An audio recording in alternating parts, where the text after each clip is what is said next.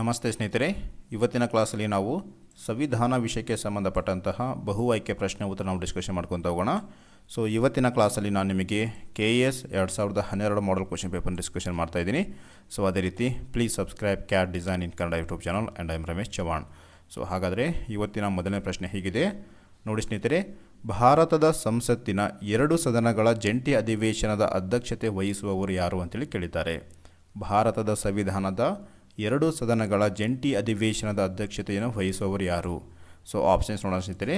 Options A ಭಾರತದ ರಾಷ್ಟ್ರಪತಿ, options B ರಾಜ್ಯಸಭೆಯ ಸಭಾಪತಿ, ಆಪ್ಷನ್ ಸಿ ಲೋಕಸಭೆಯ ಸ್ಪೀಕರ್ ಆ್ಯಂಡ್ ಕೊನೆಯದಾಗಿ ಸಂಸತ್ತಿನ 2 ಸದನಗಳ ಸದಸ್ಯರ ಬಹುಮತದಿಂದ ಇದೇ ಉದ್ದೇಶಕ್ಕಾಗಿ ನಿರ್ದಿಷ್ಟವಾಗಿ ಆಯ್ಕೆಯಾದಂತಹ ಸಭಾಪತಿ.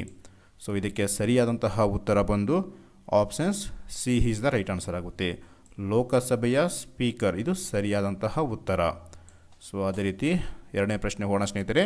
ನೋಡಿ, ಈ ಕೆಳಗಿನ ಯಾವುದು ಭಾರತೀಯ ಸಂಸತ್ತಿನ ಇಲಾಖಾ ಸಂಬಂಧಿತ ಸ್ಥಾಯಿ ಸಮಿತಿಯಾಗಿರುವುದಿಲ್ಲ ಅಂತೇಳಿ ಕೇಳಿದ್ದಾರೆ. ಸೊ ಆಪ್ಷನ್ಸ್ ನೋಡೋಣ ಸ್ನೇಹಿತರೆ. ನೋಡಿ, ಆಪ್ಷನ್ಸ್ ಎ ಪರಿಶಿಷ್ಟ ಜಾತಿ ಮತ್ತು ಪರಿಶಿಷ್ಟ ಪಂಗಡಗಳ ಕ್ಷೇಮ ಕಲ್ಯಾಣ ಕುರಿತ ಸಮಿತಿ, ಆಪ್ಷನ್ಸ್ ಬಿ ಸಾಮಾಜಿಕ ನ್ಯಾಯ ಮತ್ತು ಸಬಲೀಕರಣ ಕುರಿತ ಸಮಿತಿ, ಆ್ಯಂಡ್ ಆಪ್ಷನ್ ಸಿ ಬಂದು ಕಾರ್ಮಿಕರನ್ನು ಕುರಿತ ಸಮಿತಿ, ಆ್ಯಂಡ್ ಕೊನೆಯದಾಗಿ ಗ್ರಾಮೀಣ ಅಭಿವೃದ್ಧಿ ಕುರಿತ ಸಮಿತಿ. ಸೊ ನೋಡಿ ಸ್ನೇಹಿತರೆ, ಇದಕ್ಕೆ ಸರಿಯಾದಂತಹ ಉತ್ತರ ಬಂದು ಆಪ್ಷನ್ ಸಿ ಪರಿಶಿಷ್ಟ ಜಾತಿ ಮತ್ತು ಪರಿಶಿಷ್ಟ ಪಂಗಡಗಳ ಕ್ಷೇಮ ಕುರಿತ ಕಲ್ಯಾಣ ಕುರಿತಂತಹ ಸಮಿತಿ ಇದು ಸರಿಯಾದಂತಹ ಆಯ್ಕೆ. Option C is the right answer. So ಅದೇ ರೀತಿ ಮೂರನೇ ಪ್ರಶ್ನೆ, ರಾಜ್ಯ ನೀತಿಯ ನಿರ್ದೇಶಕ ತತ್ವಗಳನ್ನು ಯಾವುದರಲ್ಲಿ ಸೇರಿಸಲಾಗಿದೆ? ರಾಜ್ಯ ನೀತಿಯ ನಿರ್ದೇಶಕ ತತ್ವಗಳನ್ನು ಯಾವುದರಲ್ಲಿ ಸೇರಿಸಲಾಗಿದೆ?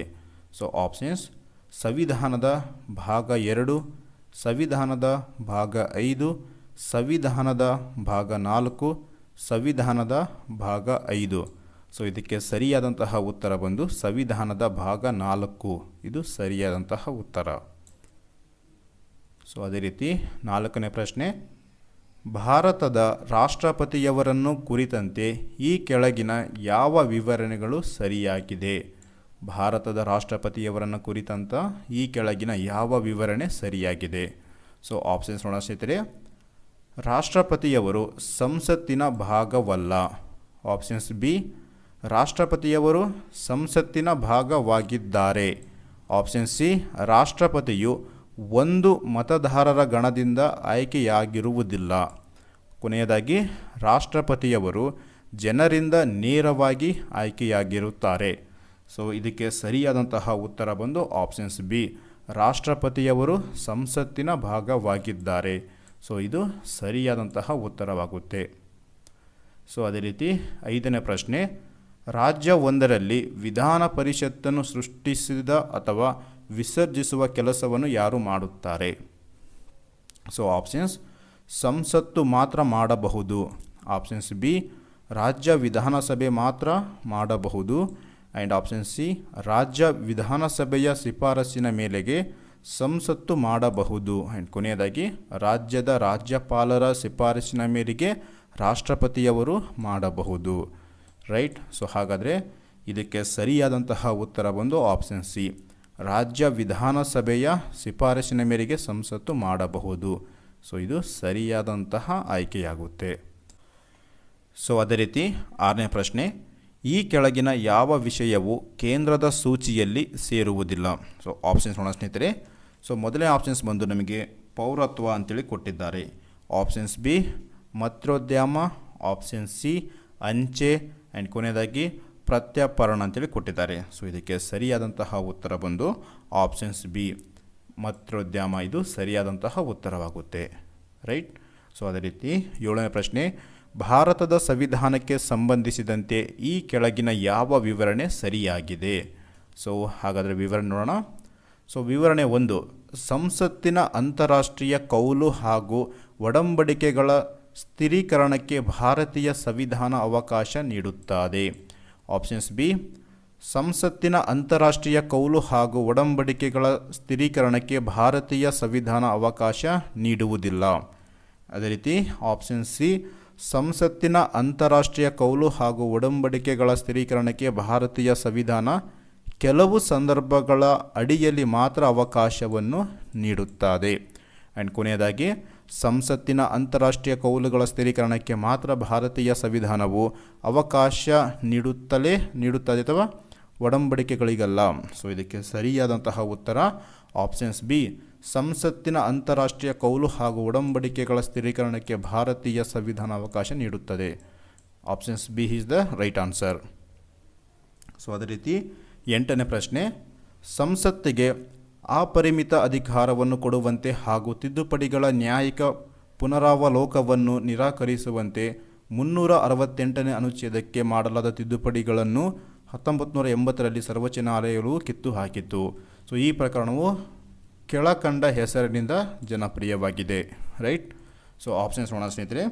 So options A Minerva mill ಪ್ರಕರಣ, ಆ್ಯಂಡ್ ಕೇಶವಾನಂದ ಭಾರತ ಪ್ರಕರಣ, ಗೋಲಕ್ನಾಥ್ ಪ್ರಕರಣ, ಆ್ಯಂಡ್ ಕೊನೆಯದಾಗಿ ಬೊಮ್ಮಾಯಿ ಪ್ರಕರಣ.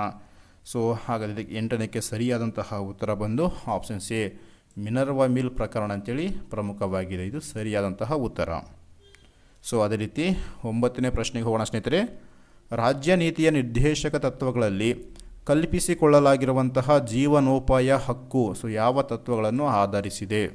ಸೊ ಆಪ್ಷನ್ಸ್ ಸಮಾಜವಾದಿ ತತ್ವಗಳು, ಗಾಂಧಿವಾದದ ತತ್ವಗಳು, ಉದಾರ ತತ್ವಗಳು, ಅದೇ ರೀತಿ ಅರಾಜಕತಾ ತತ್ವಗಳು. ಸೊ ಇದಕ್ಕೆ ಸರಿಯಾದಂತಹ ಉತ್ತರ ಬಂದು ಸಮಾಜವಾದಿ ತತ್ವಗಳು. ಇದು ಸರಿಯಾದಂತಹ ಉತ್ತರವಾಗುತ್ತೆ. ಅದೇ ರೀತಿ ಇವತ್ತಿನ ಕೊನೆಯ ಪ್ರಶ್ನೆ, ಈ ಕೆಳಗೆ ಕೊಟ್ಟಿರುವ ಎಲ್ಲ ವಿವರಣೆಗಳು ಸರಿಯಾಗಿದೆ, ಆದರೆ ಒಂದು ವಿವರಣೆ ಮಾತ್ರ ಭಾರತದಲ್ಲಿ 2 ಸದನಗಳ ವಿಧಾನಮಂಡಲವನ್ನು ಜಾರಿಗೊಳಿಸುವಲ್ಲಿ ಅಡಗಿರುವ ನಿಜವಾದ ಭಾವನೆ ಎಂಬುದನ್ನು ಪ್ರತಿನಿಧಿಸುತ್ತದೆ. ಸೊ ಆ ವಿಚಾರಣೆ ಯಾವುದು ಅಂತೇಳಿ ಕೇಳಿದ್ದಾರೆ. ಸೊ ಆಪ್ಷನ್ಸ್, ರಾಜ್ಯಸಭೆಯು 1/3 ಸದಸ್ಯರ ಪ್ರತಿ 2 ವರ್ಷಗಳಿಗೆ ನಿವೃತ್ತರಾಗುತ್ತದೆ. ರೈಟ್. ಆ್ಯಂಡ್ ಆಪ್ಷನ್ಸ್ ಬಿ, ಕಲೆ, ಸಾಹಿತ್ಯ, ಸಮಾಜ ಸೇವೆ ಮೊದಲಾದವುಗಳಲ್ಲಿ ಅಗ್ರಗಣ್ಯರಾದವರನ್ನು ನಾಮನಿರ್ದೇಶನ ಮಾಡಲು ಸರ್ಕಾರಕ್ಕೆ ಅಧಿಕಾರವಿರುತ್ತದೆ. ಆಪ್ಷನ್ ಸಿ, ಲೋಕಸಭೆಯು ಇಡಿಯಾಗಿ ಜನರ ಇಚ್ಛೆಯನ್ನು ಪ್ರತಿನಿಧಿಸಿದರೆ ರಾಜ್ಯಸಭೆಯು ರಾಜ್ಯದ ಹಿತಾಸಕ್ತಿಗಳನ್ನು ಪ್ರತಿನಿಧಿಸುತ್ತದೆ. ಆ್ಯಂಡ್ ಕೊನೆಯದಾಗಿ, ಹಣದ ಮಸೂದೆಯನ್ನು ಪ್ರಾರಂಭಿಸುವ ಅಧಿಕಾರ ರಾಜ್ಯಸಭೆಗಳಿಗಿರುವುದಿಲ್ಲ. ರೈಟ್. ಸೊ ಹಾಗಾದರೆ ಇದರಲ್ಲಿ ವಿವರಣೆ ನೋಡಿ, ಇದರಲ್ಲಿ ಯಾವ ಒಂದು ವಿವರಣೆ ಅವರು ಸರಿಯಾಗಿಲ್ಲ ಅಂತೇಳಿ ಕೇಳಿದ್ದಾರೆ. ನಿಜವಾದ ಭಾವನೆ ಎಂಬುದನ್ನು ಪ್ರತಿನಿಧಿಸುತ್ತದೆ. ಸೊ ಇದಕ್ಕೆ ಸರಿಯಾದಂತಹ ಉತ್ತರ ಆಪ್ಷನ್ ಸಿ, ಲೋಕಸಭೆಯು ಇಡಿಯಾಗಿ ಜನರ ಇಚ್ಛೆಯನ್ನು ಪ್ರತಿನಿಧಿಸಿದರೆ ರಾಜ್ಯಸಭೆಯು ರಾಜ್ಯದ ಹಿತಾಸಕ್ತಿಗಳನ್ನು ಪ್ರತಿನಿಧಿಸುತ್ತದೆ. ಸೊ ಇದು ಸರಿಯಾದಂತಹ ಉತ್ತರವಾಗುತ್ತೆ. ಸೊ ಇವತ್ತಿಗೆ ಈ ಕ್ಲಾಸ್ ಎಂಡ್ ಆಗುತ್ತೆ.